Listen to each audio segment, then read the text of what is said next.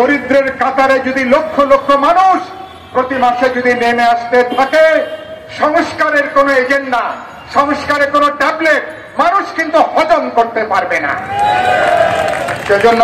অন্তর্বর্তীকালীন সরকার মাঝে মধ্যে খেই হারিয়ে ফেলছে। সরকার জনগণের আস্থার মর্যাদা রাখতে পারছে না। সরকারকে জনগণ পতিত ফ্যাসিবাদী সরকারের ভূমিকায় দেখতে চায় না। ভ্যাট ও কর আরোপের নতুন সিদ্ধান্ত বৈষম্য বিরোধী চেতনার পরিপন্থী। নিত্যপণ্যের দাম কমিয়ে ভ্যাট ও কর আরোপের আমলাতান্ত্রিক সিদ্ধান্ত অবিলম্বে বাতিল করে দ্রুত সংস্কার সম্পন্ন করে জাতীয় নির্বাচনের ব্যবস্থা করুন। জাতীয় প্রেস ক্লাবের সামনে বিপ্লবী ওয়ার্কার্স পার্টি আয়োজিত এক সমাবেশে নেতারা এসব কথা বলেন। মানুষের জানমালের এখনো নিরাপত্তা নিশ্চিত হয় নাই।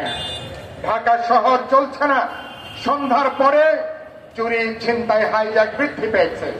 আমার মা বোনরা, নারীরা সন্ধ্যার পরে বের হতে তারা এখন শঙ্কিত থাকেন, তারা ভয়ে থাকেন।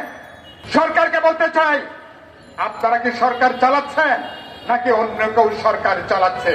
যদি আপনারা সরকার চালান, বাজার নিয়ন্ত্রণ করবেন, জানমালের নিরাপত্তা নিশ্চিত করবেন, মানুষের বাঁচার ব্যবস্থা করবেন।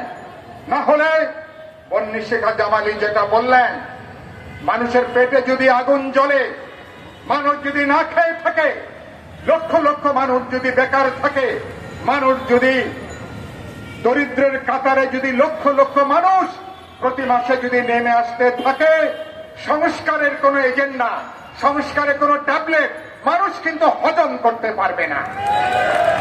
সেজন্য বলতে চাই, মানুষের ধৈর্যের পরীক্ষা নেবেন না। আমরা এখনো পর্যন্ত সরকারকে আমরা সমর্থন করছি। শেখ হাসিনা। আমেনা ইসলাম, আজকের সংবাদ।